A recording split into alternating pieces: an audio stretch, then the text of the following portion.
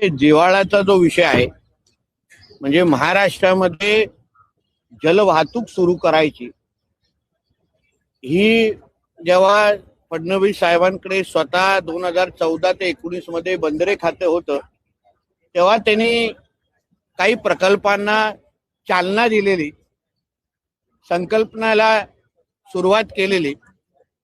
आता त्याच्यातलीच एक संकल्पना म्हणजे मुंबई आणि कोकणाला जलवाहतुकीच्या माध्यमातून जोडणं, रोरो सर्व्हिस सुरू करणं.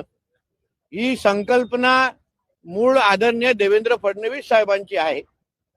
आणि आता या महायुती सरकारचं नेतृत्व करत असताना परत एकदा तिसऱ्यांदा मुख्यमंत्री झाल्यानंतर या त्यांच्या संकल्पनेला खऱ्या अर्थाने सुरुवात येणाऱ्या 1 मार्चला आपण भाऊचा धक्का ते विजयदुर्ग असा पहिला टप्पा मुंबई आणि कोकणाला जोडण्याच्या दृष्टिकोनातून आपण सुरू करतोय. हा मुंबई ते विजयदुर्ग हा एक पहिला मार्ग रूट असेल. येणाऱ्या काळामध्ये मुंबई ते रत्नागिरी असो, मुंबई ते महाड असो, असं असंख्य वेगवेगळे रूट याच्यामध्ये आपण वाढवणार आहोत. या बाबतीची पूर्ण माहिती गेल्या काही दिवसापासून म्हणजे ही बोट सुटणार कुठून, बोटीच्या तिकीटचे दर काय आहेत, याचे सगळ्याची सगळी माहिती वेबसाईटवर अवेलेबल आहे. त्यानुसार तिकीटची बुकिंग पण मोठ्या प्रमाणामध्ये सुरू झालेली आहे. चांगला रिस्पॉन्स या तिकीटच्या बुकिंगला आम्हाला मिळतोय.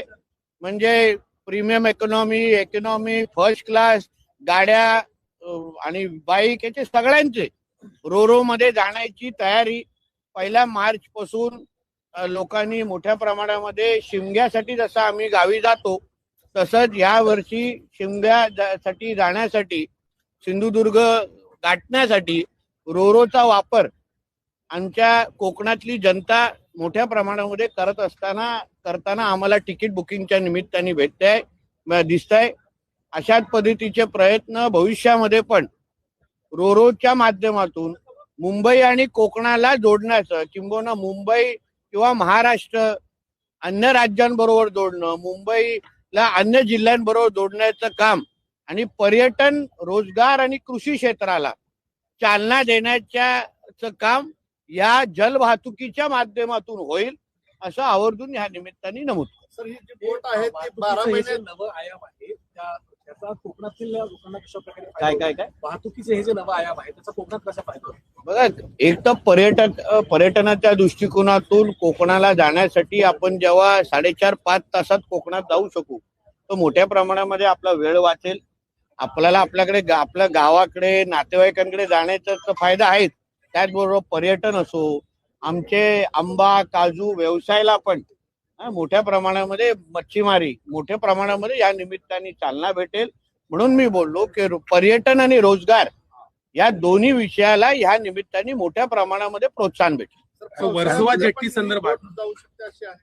पावसाळ्यामध्ये पण ही बोट सुरक्षतेची सगळी काळजी घेऊन, एक तुम्ही लक्षात घ्या, एवढ्या वेळ आम्हाला का लागला, काही 2-3दा तुम्हाला बातम्या द्यायला लागला, काही रोरो बंद अवस्थेत, अशा काही बातम्या आम्ही ऐकल्या. पण आम्ही काय काळजी घेतली की प्रत्येक सुरक्षेच्या दृष्टिकोनातून परवानगी मिळाल्यानंतरच आम्ही काही ट्रायल रन केलं आणि त्यानंतर आम्ही ह्या पद्धतीचं रोरो सर्व्हिस सुरू करतोय. आताही जेव्हा तुम्ही 1 मार्च पासून प्रवासी तिथे जायला सुरुवात करतील तेव्हाही काही डॉक्टर आपण बोटीवर पण उपलब्ध करून देतोय. काही लोकांना ते समुद्राचा प्रवासाचा त्रास असतो, जसं गाडीमध्ये काही आपल्याला त्रास होतो, सी सिकनेस त्याला म्हणतात, त्या गोष्टीचा त्रास होऊ शकतो. म्हणून त्याचीही काळजी आम्ही आमच्या माध्यमातून घेतलेली आहे. वर्सोवा जेट्टी संदर्भात काही ठिकाणी 90% काम पूर्ण झालंय, 70-75% काम तिथं पूर्ण झालंय. पण त्याला आता काही पर्यावरण प्रेमी विरोध करतायत, झाडं तोडली जात आहेत वगैरे. आज दिवसभरापासून त्याचा विरोध म्हणून वर्सोवा जेट्टीतल्या काही बागेतली झाडं तोडली जातात याचा विरोध. वर्सोवा जेट्टीमध्ये झाड कुठली तरी नाना पार्क संदर्भात कुठे झाड आणि गार्डन मला एक दाखवावं. आम्ही त्या पद्धतीची मदत पर्यावरणपूर्वक विकास हाच आमच्या देवेंद्र फडणवीस साहेबांच्या सरकारचा मुख्य हेतू आहे. म्हणून त्या जेटी भागात जी महाराष्ट्र मेरीटाईम बोर्डची जागा आहे, समुद्रकाठी जागा आहे, तिथे असलेली सगळी दुरावस्था, सगळं घाण, सगळ्याची स्वच्छता करून स्थानिक मच्छीमारांना विश्वासात घेऊन, कारण का तिकडली एक मच्छीमार सोसायटी आहे, त्यांच्याकडे ती जेट्टी चालवायला दिलेली आहे आणि म्हणून प्रवाशांना कमीतल्या कमी तिकडे त्रास सहन करावा, स्वच्छ भाग तिथे मिळावा, जेणेकरून येणाऱ्या काळामध्ये आपण जेव्हा वर्सोवा ते मढपर्यंत जाऊ तेव्हा आता जे काय होणार आहे, आता तिकडचं जो पंटून होतं, जे काय जेट्टी त्याला पंटून म्हणतात, तिकडे भोकं पडलेली, त्याच्यावर अक्षरशः गोधड्या टाकलेला. आता उद्या तिथे कोण डुबलं असतं, कोण पडलं असतं, अपघात झाला असता तर आमच्या नावाने तुम्ही लोकांनी फटाके फोडले असते, आहे की नाही? की नितेश राणेच्या खात्यावर बघा भोके पडली आहेत, ह्या पडली आहेत, त्या पडले. आता आम्ही काहीतरी चांगलं करायला जातो आणि 30-40 वर्षापासून त्याने काय हातात लावलेलं नाही. मी स्वतः जाऊन व्हिजिट केलं, मग तिकडच्या काही बोटीवर, प्रवासी बोटींवर परवानगी नसताना पण बाईक पण ठेवला गेलेला, त्याही आम्ही बंद केल्या. उद्या सुरक्षेच्या दृष्टिकोनातून आणि लोकांना प्रवासाच्यासाठी चांगले दर्जेदार जेटी आणि सुविधा मिळावी हीच महाराष्ट्र मेरीटाईम बोर्डचा प्रयत्न आहे आणि म्हणून त्या दृष्टिकोनातून आम्ही हे सगळे प्रयत्न करतोय. वर्षानुवर्ष 5 रुपये घेतले जातात लोकांकडून, त्याच्यातला 1 रुपया महाराष्ट्र मेरीटाईम बोर्ड आणि उर्वरित तो फिशरीचं जी संस्था आहे त्यांना. आता 5 रुपये आपण कोणी लोकांनी हल्ली बघितले आहेत का हे जरा मला सांगा. त्याचा कॉईन कसा दिसतो, नोट कसा दिसतो, पण आमच्याकडे 5 रुपये घेतले जातात. म्हणून चांगली सुविधा देऊन, अजून त्याचा चांगला तिकीटचा चार्ज वाढवून, दर्जेदार सुविधा देऊन आमच्या महाराष्ट्र मेरीटाईम बोर्डचं पण उत्पन्न वाढावं या दृष्टिकोनातून आमचा हा प्रयत्न आहे. सर, याला घेऊन आपण जी सेवा रोरो सेवा आपण सुरू केलेली आहे, मुंबई नाही, मुंबई सिंधुदुर्ग, त्याचे जे दर आहेत ते कुठेतरी जास्त आहेत, म्हणजे रेल्वे आणि एसटी पेक्षा जास्त दर जास्त आहेत, त्यामुळे ते दर कमी करावे अशी मागणी आता होते. किती करायला लागले? 10 रुपये, 5 रुपये. हा, आता तुम्ही बोट पाहिली आहे का? कुठलंही पब्लिक ट्रान्सपोर्ट, आता आम्ही जेव्हा लक्झरी गाड्या, आम्ही प्रायव्हेट लक्झरी गाड्या कोकणात पाठवतो तेव्हा 2000, 2500 देतो आपण. उडान स्कीमच्या अंतर्गत जेव्हा चिपी विमानतळ सुरू झालेलं तेव्हा 2,500 ते 4,000 तिकीट होतं. आता पीक जेव्हा गणपती आणि ह्या टायमाला 17,000 पण तिकीट असतं. आमचे लोक घेतात आणि जातात. म्हणून माझं म्हणणं आहे की लोकांच्या भावनांचा आदर करून आम्ही ही बोट सुरुवात करतोय. बघू टप्प्याटप्प्याने जशा सूचना येतील, शेवटी चालवणे आमची जबाबदारी आहे. उद्या प्रश्न विचारणारे उद्या बंद पडल्यानंतर आमच्याच नावाने खडी फोडणार आहेत तुमच्यासारखे. ते सुरू केलेला प्रकल्प बंद झाला, असं कसं झालं है ना? मग तेव्हा हे सगळं आठवणार नाही का साहेब तुम्ही फार तिकीट कमी लावलेलं, जास्त लावलेलं. तुमची जे दोन्ही बाजूनी वाजण्याचा जो प्रकार आहे ना, त्याचा आम्हाला चांगला अनुभव असल्यामुळे टप्प्याटप्प्याने बघू पुढे काय होतं. मुख्यमंत्री मत्स्य संपदा योजना नवीन आणत आहे, कशी ही योजना? थोडं थांबा. 6 तारखेच्या आदरणीय मुख्यमंत्री साहेबांचा अर्थसंकल्प याचं भाषण झाल्यानंतर त्याबद्दल मी उत्तर देईन. हा विषय संपू मग तिथे मुंबईमध्ये क्रूज टर्मिनस, यॉट टर्मिनस पण बनवण्याच्या घोषणा झाल्या होत्या, मात्र त्या पुढे क्रूज टर्मिनल आहे ना, तू गेला नाहीस का? तू माझी चूक ना तुझी चूक आहे. त्याला कुटुंबाला घेऊन जा जरा क्रूज टर्मिनलला. 24 तास बातम्या देण्यापेक्षा 1 तास जरा घरगुती द्या, दावा क्रूज टर्मिनलला. पण ते केंद्र सरकारचं आहे. तुला नाही वेळ असेल तर मी तुला घेऊन जातो. घरातले मला तरी आशीर्वाद देतील तुझ्या. एमटीएम सर्व्हिस कुठे गडकरी साहेबांनी पण केली. कुठे अरे नरिमन पॉइंटला भावा, तिथे आपण मरीना उभारतो, क्रूज टर्मिनल नाही उभारतो. पर्यावरणाची आम्हालाही काळजी आहे. समुद्रामध्ये क्रूज टर्मिनल कसं उभारतो असं नको करू. एमटीएम सर्व्हिसेस को लेकर के सुरू कर रहे हैं. सर, इकडे आपण पाहतोय ड्रग्सच्या प्रकरणामध्ये नवी मुंबईतल्या एपीएमसी पोलीस स्टेशनच्या बाहेरच 2 तरुण, काय नवी मुंबईमध्ये एपीएमसी पोलीस स्टेशनच्या बाहेर 2 तरुण पोलीस स्टेशनच्या बाहेरच ड्रग्ज सेवन करत असल्याचा व्हिडिओ समोर आलेला आहे. आणि तसंच नवी मुंबईमध्ये देखील डान्स बार अद्याप सुरू आहे. तुम्ही काल आदरणीय मुख्यमंत्री साहेबांचं भाषण ऐकलं नाही का? त्यांनी ऑन रेकॉर्ड सांगितलेलं आहे राज्य सरकारची ड्रग्ज बद्दलची भूमिका, अंमली पदार्थ बद्दलची भूमिका, डान्स बार संदर्भात भूमिका हे आदरणीय मुख्यमंत्री देवेंद्र फडणवीस साहेबांनी अतिशय स्पष्ट फ्लोर ऑफ द हाऊस वर बोलल्यानंतर आम्ही त्याच भूमिकेचे सगळे आहोत. वेगळा काय बोलणार? मालेगाव मध्ये नमाज पठणाचा व्हिडिओ समोर आलेला आहे. आधी टिपू सुलतानचा फोटो लावणार म्हणाले. मुळामध्ये निवडणुकीच्या अगोदर हे अशा पार्ट्या किंवा असे हे जे लोक आहेत ना, जय मीम जय भीम बोलतात, बरोबर, आणि निवडणुकीच्या नंतर फक्त जय मीमच राहतं. आमच्या डॉक्टर बाबासाहेब आंबेडकरांना विसरतात. आमच्या संविधानाला, कुठल्या संविधानाच्या कुठल्या पानावर नगरपालिकेमध्ये महापालिकेमध्ये नमाज पठण परवानगी आहे? हे डॉक्टर बाबासाहेब आंबेडकरांच्या लिहिलेल्या संविधानामध्ये कुठे परवानगी आहे? हे ते जरा कागद दाखवा होते मला. तुम्ही तिथे विकास करण्यासाठी निवडून गेलेला आहेत की धर्म वाढवण्यासाठी निवडून गेलेला आहात? हे जिहाद नाही का? ह्याचाच विरोध आम्ही वारंवार करतोय ना. तुम्ही विकास करण्यासाठी अगर लोकप्रतिनिधी म्हणून लोकांनी तुम्हाला निवडलं असेल तर तुम्हाला नमाज पढण्यासाठी तुमच्या मस्जिदी आता बंद पडल्या आहेत का? तिथे टाळ्या लावल्या आहेत का? की तुम्हाला महापालिकेमध्ये मग आम्ही उद्या आमच्या हिंदू राष्ट्रामध्ये मग आम्ही प्रत्येक महापालिकेमध्ये भगवद्गीता वाचायला सुरू करतो ना. मग हिरव्या सापाने थोबाड उघडू नये. मग तुम्ही केलं तर चालतं आणि आम्ही केल्यावर मग देखो ये हिंदू मुसलमान कर रहे. मग आता काय झालंय? म्हणजे ह्यांचे शुक्रवारी पण सिलेंडर वरती येणार आणि दर दिवस पण येणार. हे कुठे लिहिलेलं आहे? आणखी एक व्हिडिओ व्हायरल होते, सावंतवाडीच्या मदरशात मुलांना मारहाण केलं, तर या सगळ्या संदर्भात चौकशी. एक लक्षात घ्या, माझ्या सिंधुदुर्ग जिथे मी पालकमंत्री आहे ना, अशा लोकांना असे धडे शिकवीन की परत हात कापतील. उदाहरण देईन मी माझ्या इकडे. तुम्ही थांबा जरा, फक्त व्हिडिओ आलाय ना, मग त्या मुल्ला मौलवीचं काय पुढे होतं तुम्ही जरा बघा. आणि हे मदरसे पाहिजेत कशाला आपल्याला? ह्याच मूळ मुद्दा आहे. हे मदरसे आतंकवादीचे अड्डे आहेत. आतंकवादी घडवतात. कुठल्या, तुम्ही मला सांगा, कुठल्या इस्लामिक राष्ट्रामध्ये असे आम्ही मदरशाच्या सारखेच आम्ही कुठले हे शाळा उघडल्या आणि तिथे फक्त भगवद्गीता शिकवायला चालू केलं? हिंदू संस्कृतीचे धडे. ह्या लोकांना इस्लामिक राष्ट्रामध्ये परवानगी आहे का हो आम्हाला? मग आम्ही कशाला हे मदरशांचे हे लाड करायचे? कधी त्याच्यामध्ये हत्यार भेटतात, कधी मुलांना मारलं जातात. आमच्या हिंदू राष्ट्र तुम्हाला कुराण शिकवायचं ना, आहेत ना तुमच्या मस्जिदी. मदरसा कशाला पाहिजे तुम्हाला? माझी तर स्पष्ट भूमी आहे. त्याबद्दल मी मुख्यमंत्री साहेबांशी बोलणार आहे. महाराष्ट्रातले सगळे मदरसे बंद करून टाका. हे आतंकवादीचे अड्डे आहेत. आतंकवादी घडवतात त्याच्यात. आणि आमच्या इथे बसून तुम्हाला अशा वेगळ्या पद्धतीचे अड्डे चालवण्याची गरज काय? कुराण तुम्ही मस्जिदीमध्ये शिकवा ना. म्हणून त्यांना जो काय धडा शिकवायचा आहे ना, त्या मुलं ज्यांनी लहान मुलांना हात लावलाय बघा, पुढे हात थराथरा कसे कापतात. सध्या अनेक जिल्ह्यांमध्ये पोलीस भरती सुरू आहे आणि मैदानी चाचणी सुरू असताना अनेक उमेदवार बाद झालेले आहेत. कारण प्रशासनाने यावेळी उंचीचं कारण दाखवून हे उमेदवार बाद झालेले आहेत. त्यामुळे तुम्ही मला विचारून प्रश्न विचारता की काय? अनेक उमेदवारांनी मला विचारा.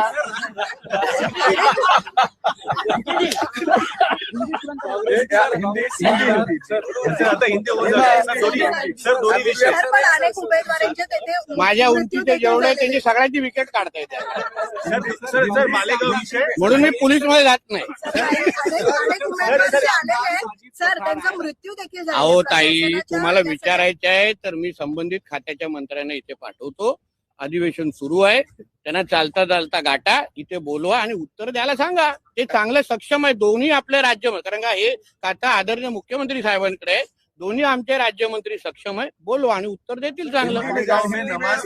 एक म्हणजे मराठी खतम करता फिर वरना इनका और हमारा एक ही है ना लफड़ा. काँग्रेसचे आमदार आहेत सज्जाद पठाण, त्यांना बिश्नोई गँगकडून धमकी आली आहे 10 कोटी द्या, नाही तुमचा पण बाबा.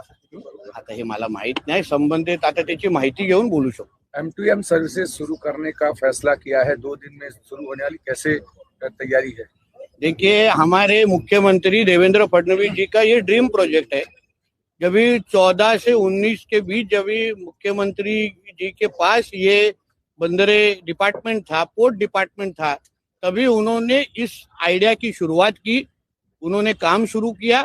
अभी जब वो तीसरे बार मुख्यमंत्री बने हैं तभी इस वाटर ट्रांसपोर्ट को बड़ा करने का काम हमारे सरकार के माध्यम से हमने करना शुरू किया है.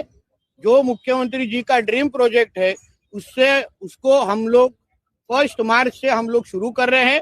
पहला रूट ये मुंबई से विजयदुर्ग तक का है.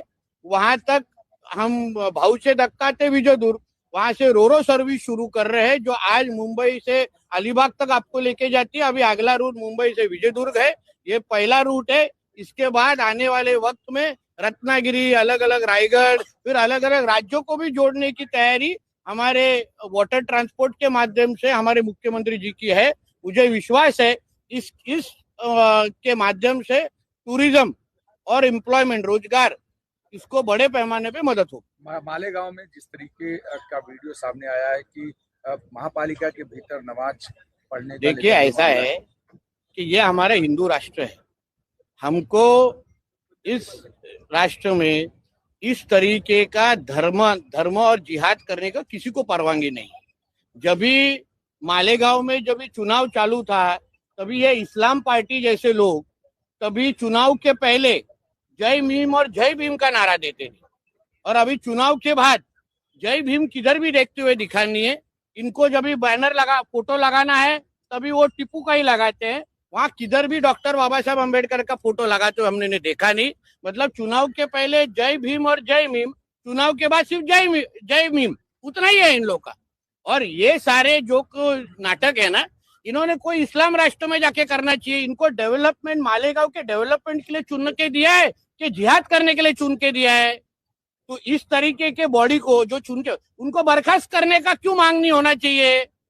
इनको कैसे रहने का अधिकार है? इनको धर्म बढ़ाने के लिए उधर चुनाव दिया, चुन के दिया है क्या? इतने सारे मस्जिद है, फिर वो काहे के लिए रखे हैं? उसमें कौन नमाज पढ़ेगा फिर, अगर इनको वहीं आकर नमाज पढ़ना है तो इसलिए महापालिका के अंदर जो डॉक्टर बाबा साहब अम्बेडकर जी के संविधान के माध्यम से चीज चलती है, ऐसा कुछ भी अगर विषय होगा तो सरकार के माध्यम से हम जरूर कार्रवाई की मांग करेंगे। आप जहाँ के पालक मंत्री हैं, वहाँ का एक वीडियो वायरल हुआ है 2 बच्चों को मारने का मदरसे के अंदर का, क्या कहेंगे? देखिए, इसलिए मैं बार बार कहता हूँ, ये मदरसे जो है ना, ये आतंकवादी तैयार करने के अड्डे, इसमें शिक्षा और इसका कुछ संबंध नहीं। और इसी तरीके के अगर हम लोग ने कोशिश या पहल हम लोग ने कोई इस्लाम राष्ट्र में की रहती, वहां जाके भगवत गीता सिखाने के लिए अगर हम लोग ने इस तरीके की पहल शुरू, तो हमको परमिशन मिलती क्या? अभी इनके मदरसे में सिर्फ उर्दू सिखाई जाती है, वहां मराठी का कुछ संबंध नहीं है। जापान के लोगों को का कौतुक करने वाले कभी मदरसा में मराठी सिखाओ ऐसा कभी बोलते हैं क्या? तो इन मदरसों के अंदर इस तरीके के अगर लोगों, बच्चों को मारा जा रहा होगा, तो इनको बंद करने से दूसरा पर्याय नहीं है। और मैं जिस जिधर का गार्डियन मिनिस्टर हूँ, यहाँ तो आप देखिए आगे जाके क्या होता है। फ्राइडे को भी मदद नहीं होगी अगर ऐसा हाथ कोई भी हमारे कोई किसी के भी बच्चे हो, हमारे कोई भी बच्चों के ऊपर हाथ उठाने की अगर हिम्मत मैं जहाँ का पालक मंत्री वहां करेंगे ना, तो आगे आगे देखिए क्या होता है। क्या मदरसों को देश के भीतर जो एक ही तरीके की शिक्षा और इंटीग्रेटेड शिक्षा सिस्टम नहीं रखते हैं, उन पर कार्रवाई करनी चाहिए? ठीक है, आसाम में तो मैंने सुना है वहाँ के हमारे मुख्यमंत्री बिस्वास जी ने वहाँ के मदरसों को स्कूल में कन्वर्ट किया है, तो यूपी में भी हुआ है। तो इस तरीके का सब लोग ने फॉलो करना चाहिए। हमारे देश में रह के शरिया कानून मानना, हमारे देश में आके सिर्फ उर्दू सिखाना, इस तरीके का हिंदू राष्ट्र में किसी को भी परमिशन नहीं मिलना चाहिए। कोई इस्लाम राष्ट्र में ऐसी परमिशन मिलती नहीं है। तो इसलिए मुझे ऐसा लगता है मदरसों के तरफ जिस तरीके आसाम में देखा जाता है, वो यूपी में देखा जाता है, मैं खुद मुख्यमंत्री जी से बात करूंगा, विनती करूंगा हमारे महाराष्ट्र के भी मदरसों को ऑडिट होना चाहिए, चेकिंग होके उनको उनके जगह अच्छे स्कूल जहां मराठी और अच्छा शिक्षण दे सकते हैं, पढ़ाई कर सकते हैं, वैसे सेंटर खोलने चाहिए। लेकिन आपके जिले में ही इस तरीके की अगर वो हिम्मत करते हैं, अरे हिंदू नहीं है बाबा, तेरे को बराबर इंफॉर्मेशन भी नहीं है। आपके जिले में रह के जानबूझ के बात नहीं बना रहा है तू बाबा। वो मदरसा है, उसमें हिंदू कैसा जाएगा? हिंदू कैसा जाएगा? आम्ही चुकलो असतो तर बरोबर मिरची टाकली असती। आता तू चुकलास तर काय?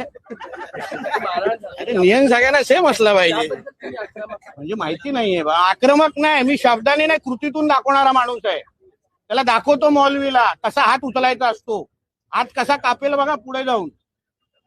आगा त्याचा अब्बाचा पाकिस्तान नाही, आमचा सिंधुदुर्ग आहे। बघू मग शुक्रवारी सिलेंडर काय होतं मग।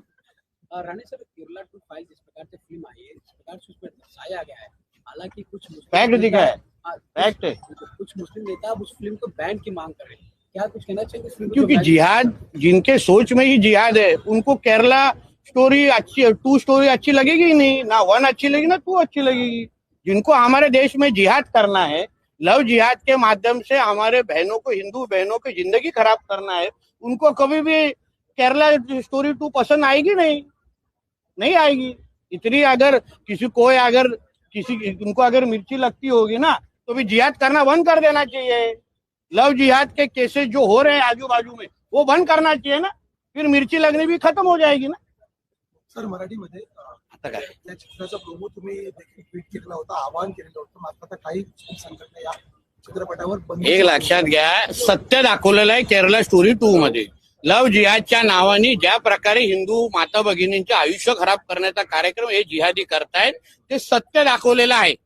मी स्वतः असंख्य पीडित कुटुंबियांना मी भेटलेलो आहे, बहिणींना मी भेटलेलो आहे, त्यांचं आयुष्य या लोकांनी खराब केलेलं आहे। म्हणून केरला स्टोरी 1, 2, 3, 4, 5 जोपर्यंत हे जिहाद संपवत नाहीत, लव जिहाद थांबवत नाही तोपर्यंत असे चित्रपट येत राहणार। आमच्या चित्रपटांना अशा चित्रपटांना विरोध करण्यापेक्षा जिहाद करणं बंद करून टाका। ज्या देशामध्ये राहतात त्या देशाला सन्मान करायला शिका, सर्व सोपं होईल। सर सातत्याने तुम्ही आणि वेगवेगळे नेते या विषयावर बोलताय, लव जिहाद कायद्यासंदर्भात चर्चा करू लागली लवकरच तुम्हाला सांगतो, अन्य राज्यांच्या ताकदीचा, जसं यूपी गुजरात मध्ये ताकदीचा लव जिहाद विरोधी कायदा, धर्मांतर विरोधी कायदा आहे, तसंच आदरणीय देवेंद्र फडणवीस यांच्या नेतृत्वाखालील सरकार लवकरच अशा पद्धतीचा ताकदीचा आणि हिंदू बहिणींना संरक्षण देणारा लव जिहाद विरोधी कायदा आणणार। धन्यवाद।